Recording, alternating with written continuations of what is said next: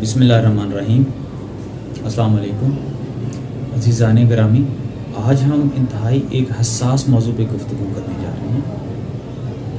मैं अपनी बात इस बात से शुरू करूँगा कि आज हमारा मुआशरा जिस नहज पे आ खड़ा है उसकी जो सबसे बड़ी वजह है वो हार है और जीत है। हमने हार और जीत में ऐसा कंपटीशन क्रिएट कर दिया है, एक ऐसी रेस बना दी है कि हमें हारना कबूल ही नहीं है।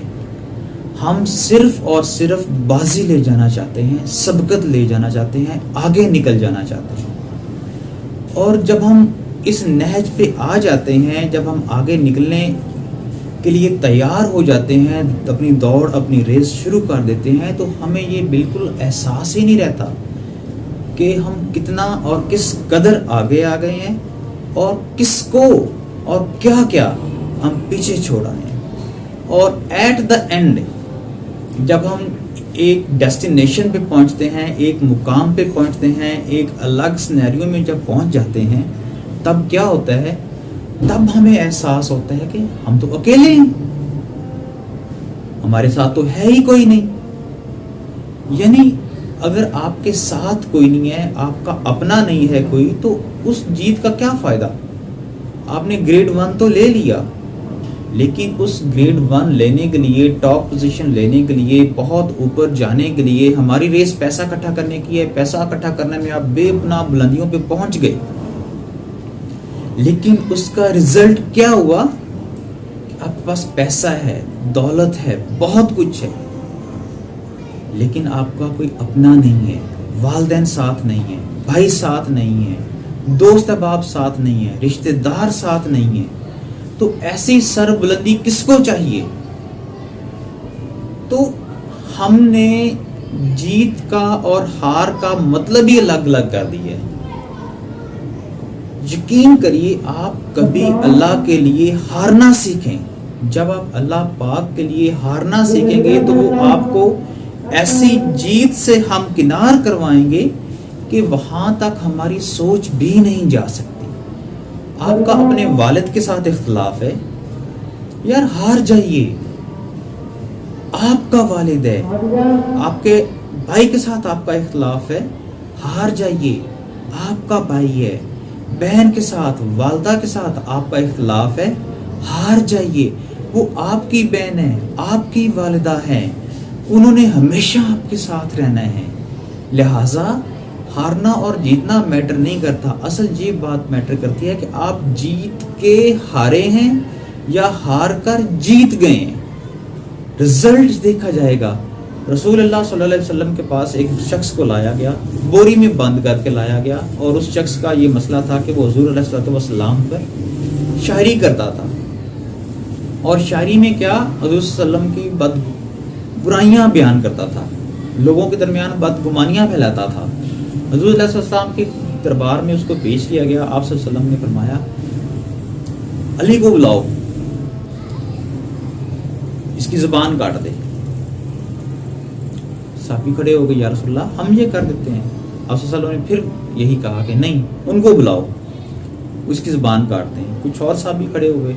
एट द एंड मौला सरकार शरीफ हाजिर हुए। आप सल्लल्लाहु अलैहि वसल्लम ने उनसे फरमाया कि या अली, इसको ले जाएं, इसकी जुबान काट दें। अब मौला अली सरकार उसको लेकर जा रहे हैं। बाहर गए, ऊंट का इंतजाम किया, कुछ अशरफियों का, दिनार का इंतजाम किया, पैसों का इंतजाम जब हो गया, उसके खाने पीने का इंतजाम हो गया, तब मदीना से बाहर ले गए। जब मदीना से बाहर ले गए तो वहाँ जाके उसको वो पैसे भी दिए, खाने का सामान भी दिया, और ऊंट भी पेश किया कि ये लो, ये तुम्हारे पास है, अब तुम चले जाओ यहाँ से। अब ये सारा नज़ारा देखने के लिए बहुत से लोग और भी आए थे कि अली उसकी ज़ुबान कैसे काटते हैं। लेकिन जब देखा कि उन्होंने तो उसको रिहा कर दिया, उसको आज़ाद कर दिया, ना सिर्फ आज़ाद किया है बल्कि एक ऊंट अता कर दिया है, पैसे अता कर दिए, खुराक दे दी है, और वो बंदा वहाँ से लेके चल दिया, वापस आ गए।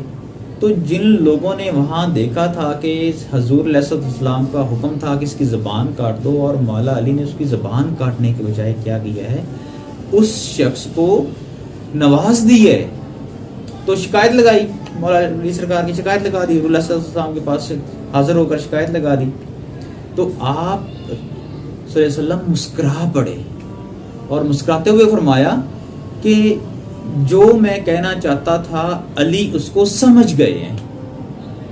اب وہ بندہ برائیاں بیان کرتا تھا، لوگوں میں بدگمانیاں پھیلاتا تھا، عقائد کو متاثر کر رہا تھا، اس کے باوجود اس کو چھوڑ دیا۔ اب اگلے ہی دن وہ بندہ سرکار کی کچہری میں بیٹھا ہے، حضور کے دربار میں بیٹھا ہے اور حضور کے قصیدے بیان کر رہے ہیں۔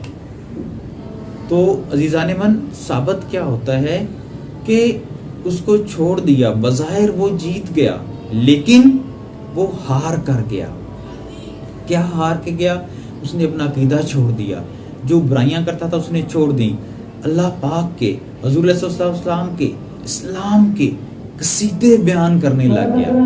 تو کسی کا دل جیتنا، چاہے آپ ہار کر جیت جائیں۔ اب دیکھیں، آپ کا دوست ٹھیک نہیں ہے، اس نے آپ کے ساتھ اچھا نہیں کیا، ٹھیک ہو گیا، آپ اس کو چھوڑ دیتے ہیں۔